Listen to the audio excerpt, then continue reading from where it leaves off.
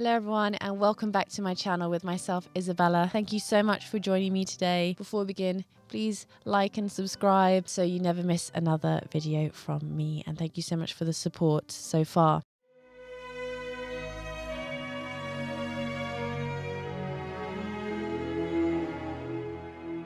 Today, we're going to be talking about 8 things that I struggled with when I was at the Vaganova and when I first arrived. These are all things that when I initially showed up, and let's say for the first few days, I noticed the most that I found difficult. And the first one was Turnout. The first class we did was in the repetizioni zal, or we shortened it to repzal. This was the iconic studio where you see all the exams being held and all the old videos and the recent ones. You know, it's where the magic happens, and with that portrait of Vaganova. I had my first lesson ever there, and I stood on the sidebar because I was new and still getting the reputation, and I just come from the Royal Ballet School. And, you know, obviously in the English style, you're not told to overturn out, and if anything, you're told to slightly turn in. Obviously, I showed up and instantly she was like, turn out more. I found that really, really difficult because it had to be completely flat. It's really interesting because my muscles weren't used to that at all. For a long time, I massively struggled with that. The fact that I had no other choice. It was either turn out or go home. And so it's really interesting how the body adapts. But I think this is why they constantly say foreigners come and they get injured.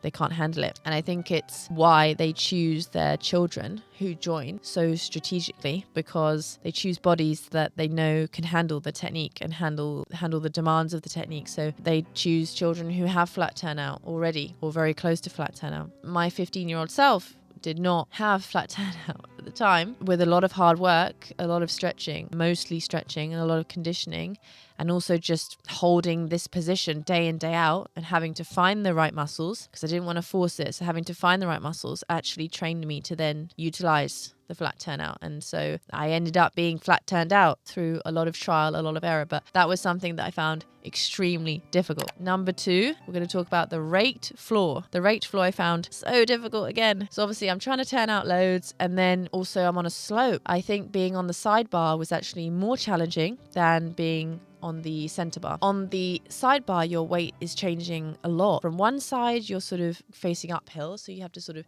bring your weight a bit more forward. And then when you turn around, you're now going down. So I need to then bring my weight backwards a bit. And especially when you're doing pirouettes at the bar, that's super challenging. For a while, finding this turnout and finding this balance was extremely difficult. And I really felt like I was going to fall over nearly all the time. And that took several weeks to get used to. Number 3, the food. Now, I don't want to be too judgmental about the food. Obviously, I arrived, did everything by the book initially. I went to the breakfast and I noticed that all the older foreign students weren't going to the stolovaya, the canteen, to have breakfast. And I was always curious, you know, why? So I went and I quite enjoyed the porridge. I'll be honest, it was quite sad in the morning seeing like just a few people, because actually most Russians are day students. Most of them don't board unless they live very, very far away. But most of them go home every day. The stolovaya was quite empty first thing in the morning. So it was a bit depressing. And the breakfast was porridge, and then I had a bread, like white bread, not toasted, just plain white bread with a slab of cheese on top. Again, quite sad. So I didn't massively enjoy that. Then we got to lunch. There was this lovely woman who served what she called bulichkis, and a bulichka, which is like this sort of pastry ball, sort of like a cinnamon roll, was like one of the first words I learned was bulichka. And I ended up going nearly every day for a while at lunch to get a bulichka. I think she thought I had a problem. I feel like she was on the verge of saying, you know, you're gonna like get really fat if you have too many bulichkas, Isabella. I was surprised in the first place that she was selling bulichkas. They didn't really have any green vegetables. I was like, this doesn't massively make sense, and yet we cannot gain weight. So I had the school food for a while. It was often, you know, soup, you know, borscht or vegetable soup. They were very good at soup, and it was sort of, you know, little pasta penne things and meat. Very little or no vegetables. And so I got really sick. I had really bad stomach upset. nearly every day. Probably why I lost so much weight initially, just didn't feel great. And so I struggled with the food, and I ended up doing what the foreigners did, and I ended up buying my own food, which I had to be careful. I had to be careful not to offend them, because it wasn't that I didn't like the food. It was just I needed more vegetables. I wanted a bit more variety. It was quite nice getting up in the morning and just going to our kitchen rather than going through the school and going to the canteen. Like, I ended up having a nice routine, but yeah, I had to be careful not to offend them. But the food was, I think, you know, it should have been better for athletes. I'm surprised we all do so well eating that way. Number 3, obviously, I'm going to talk about extensions. Extensions was something I massively struggled with. You know, seeing how high my legs got. Another reason why I do well as a coach, because I literally tried so hard and coached myself to get very high extensions and catch up. And so, you know, on my website, balletwithisabella.com, the extensions course, as well as my stretch classes and everything, are all catered to helping you achieve just that. Having said that, when I first arrived, I thought I was going to die every day when we did adage, doing the bar, just, you know, my legs shaking and trembling, everyone's legs up by their ears and easily. And I just hated how much I was struggling. Even my friend, who's now a principal with K-Ballet, Sana Hidaka, she was in my class, and, you know, even she had good extensions. And I was just like, oh God. Another reason I was annoyed at, you know, London, England, for not making us stretch. I was just like, now I've got to struggle and stretch like mad. But I learned a lot and can now help other people get much more flexible. So thank you for not making me stretch, because I ended up getting really flexible on my own and learned exactly how to do it. But that was something that I massively struggled with. Number 5, I struggled with a really sore butt and really sore muscles for about 3 months. Obviously, I was dancing in a way that was different, dancing on a slope, using my muscles differently. Like I said, very turned out, jumping higher, legs higher, more back bend. And so my muscles were so sore for so long. And I think every class, they just got sorer. It got to a point where I really needed like some help. I found this amazing massage team who massaged Diana Vishneva and Lopatkina, and they're a husband and wife team, Sasha and Natasha. They were just so incredible, and we ended up being really good friends. It's really nice. As I progressed, they were like, you have very good muscles, very good muscles. These muscles will have long career. They just were so great. I often just had a massage with Natasha, sometimes Sasha, and sometimes they would both massage me at the same time, like when they had no time. So she'd do my back, he'd do my legs, flip over, she'd do my arms, he'd do my legs. It was, yeah, just fantastic. I went to them every Sunday and they just kept me ticking over. But because the sore muscles was something that was insane for so long. Because again, the ballet classes are just so hard. You just don't see ballet classes like that anywhere else. I'm sure maybe Bolshoi, but yeah, so hard.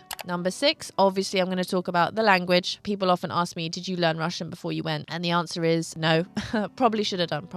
I learned the basics such as, you know, hello, how are you? My name is... But the language was tough. I've said before, I used my eyes a lot during the first few months, just like looking and seeing what they want. So my teacher was fantastic, Maria Gorabanova. She would demonstrate very clearly what I was doing and why that was wrong, and then show with her body what it should look like. And that massively helped me. I learned super quickly the body parts, and in the class scenario, I learned very quickly the head and the hand and the spine and the leg, all these body parts. And then soon conversation started to come, and the girls were very nice and we practiced and it got better. But language initially obviously was difficult, and obviously that's something that makes you feel very out of your comfort zone and quite scared, because you're like, okay, all right, I can't speak to anyone and I don't know what to do in the ballet class, and it's really hard here, you know, so all of that tied together makes the situation quite difficult. Number 7, the turns and turning differently. So I obviously originally came from the Royal Ballet School, where the turns were always prepared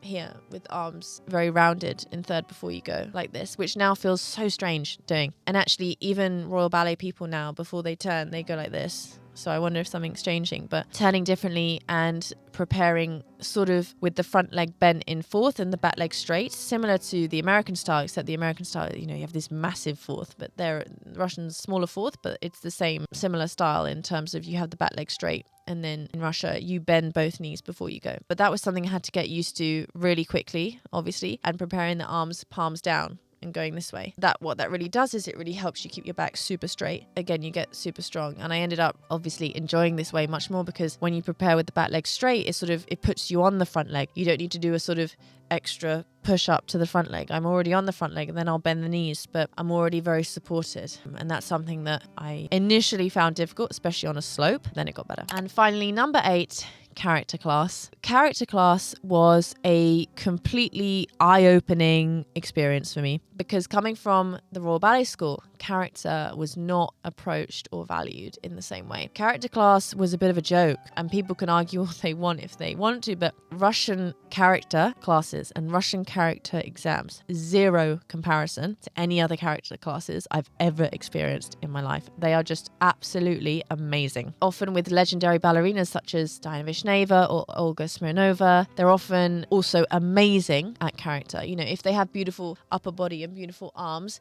they're going to be amazing at character and style. I found it so difficult to begin with, just the feet as well. Like, it's a whole thing. There's a plie, there's a tendu, there's a jeté, there's a grand battement, and there's different steps to it. And it took me ages to work out when the heel comes off, when it comes down, how to use the arms. But I really enjoyed character, and our character teacher was Tarasova, and she was incredible. And she was, you know, in her 60s or something, but she would do everything full out and go into these deep lunges and then this back bend and just be phenomenal. We worked closely together when we were training for the Arabian dance and the Nutcracker. We had late night rehearsals, and she was amazing. And it was really nice to get that close connection because she could then see that I'm not a useless foreigner. She started to really like me, and I think one-on-one you sort of get that experience together, and she could see that I was trying really hard because initially I honestly felt useless in those character exams. I was like, God, once again, like, where have I been? Like, these are just insane. But again, I didn't sit back and just think how terrible I was. I was like, oh my God, I want to be as good as these people. Character classes were something I really enjoyed in the end, but they were definitely something that I struggled with massively. Just Google character Vaganova exams. You will see they are amazing and like nothing you've ever seen. It's like a whole different technique, and once again, like, they're excelling in it because they just know how to do it so well. So guys, those are the top 8 things that I struggled with most when I first arrived at Vaganova for, say, my first few months. I think it's a well-rounded list, both in classes and in life situations, as well as what was going on with my body and what was expected of it. So I hope you've enjoyed this video. Give it a thumbs up, comment down below which one you enjoyed most, and if you have experienced any of this, if you've trained in Vaganova or have experienced Vaganova, let me know how your body suffered, just like mine. And there'll be many more videos coming, so please catch up on my recent videos. I interviewed, you know, beautiful ballerina Polina Semyonova, as well as my video on how to improve quickly. So thank you so much, and see you guys very soon. Bye for now.